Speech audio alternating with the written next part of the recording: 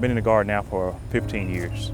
I'm Sergeant First Class Thomas. I'm a small group leader with the NCOA for the SFC. I originally got into the Guard as a 13 Bravo, which is a cannon crew member in field artillery. I started off in recruiting about 4 years ago. I recruited in Pine Bluff, Arkansas. I didn't do good in the beginning. It was just because I was trying to figure out what was recruiting, what was I actually doing at that point in time. Grew up in a small part of Little Rock, southwest Little Rock, and also John Barrow area. My parents, they got divorced. I wasn't even 1 year old yet. For me, when I recruited, it was all about numbers, putting as many people into the Guard as I possibly could. And I didn't look at the individual as a person. I looked at them as me doing my job.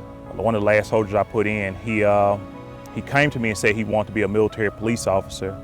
I want to be the police so bad, you can't be until you're 21, so might as well go apply for the National Guard. You don't want that person to feel like, oh, they don't care, but genuinely in the bottom of your heart, you really don't care. It's just you're doing your job at that point in time. You look at recruiting as a numbers game. I want to make my mission. I want to put people in as fast as I possibly can, but at the time, I never slowed down to actually get to know who my soldiers really were. You know, okay, you want to join the military? Okay, you know, we'll sign you up. Initially, I had him to join as 88 Mike. 10 days out from the day he was expected to go to MEPS, I get a phone call saying that, hey, we have an MP slot. If the kid wants it, have him come down and talk to me. Called Sergeant Thomas back and I was like, hey, just, I guess, put me in there. So we went down and did the quick interview with the Readiness NCO who offered me the slot. By then, I was in the process of coming to SMTC. I handed it off to the next person and now it's their responsibility. We try to do the right thing, but sometimes you're only doing it because it's a check in the box. I just graduated from basic training. We were driving down University and I seen Sergeant Thomas. It's kind of hard to miss him, you know, got a loud, fast car. I was actually in traffic and I get a car pull up next to my car and the guy's waving and he's excited. Flagged him down. He really didn't probably know who I was. And I thought it was maybe he wanted to talk to me about my car. I got out when he shook his hand and he was like, hey, Sergeant, you remember me? He was like, you put me in the Guard almost about a year ago. And I was like, that's where I know you from. But we spent like 5 minutes there talking. I was refreshing memory. And I didn't remember him, honestly, I didn't. Like I said, it was a numbers game. You put somebody in, I didn't have a lot of time with them at RSP. I was telling him like, hey, I graduated. I'm planning to be a state trooper now, you know. Me and him were talking and he asked could he have my number. So we exchanged numbers and he informed me that he was actually going through the State Trooper Academy.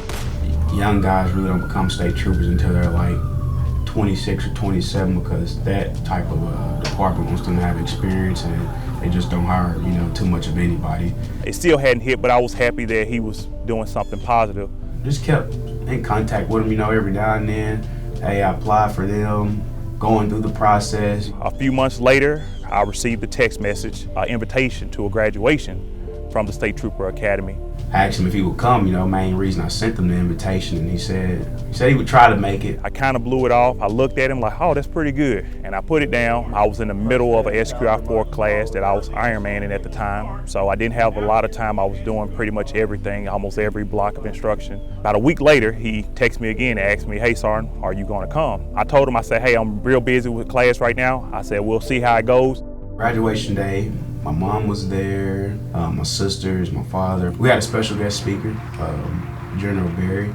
From the time I met him, from him seeing me on the gate, doing my basic job as a military police officer, checking IDs, making sure post is secured, and then him just hit it off from there.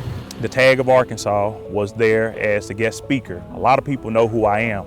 And when they see me coming through the gate, they just go ahead and wave me in. Come on in, sir. When I see this soldier, he said, you always say, hey, how you doing, sir? And when I'm thinking about riding off, he said, sir, I need to see your ID. He respects me, everybody respects me, but he's doing his job because it's the right thing to do. And his mom and everybody else were very proud of him. I just heard him say, hey, sir. So I turned around. He had tears in his eyes. And I remember him saying he appreciated everything that I had did for him. And at that point, that's when it hit. You know, he kind of just looked at me and he was like, man, I'm proud of you, you know. He's still in the Guard, he's doing good, he's still loving it. He's referring a lot of people. I just never looked at it in a manner of that person can come out and be successful because of something that I gave them. Normal day for me, see if anybody's stranded on the highway. You can have minor fender benders to vehicles rolled over, people entrapped in them. It's an adrenaline rush. I love it. But I want to get out there and catch bad guys from minor crimes to the worst, you know. In his mind, in his sight, I did all the things that were right, even though in my mind, I didn't do the things that was right. I had guilt.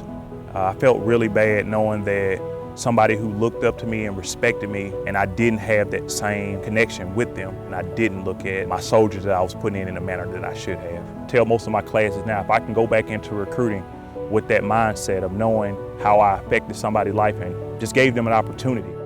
Just not a job, it's not a check in the box, and actually take time to put forward with that soldier to get to know him, to mentor him the right way, they can turn out like he turned out, which I didn't do half the work I should have, and he turned out pretty good.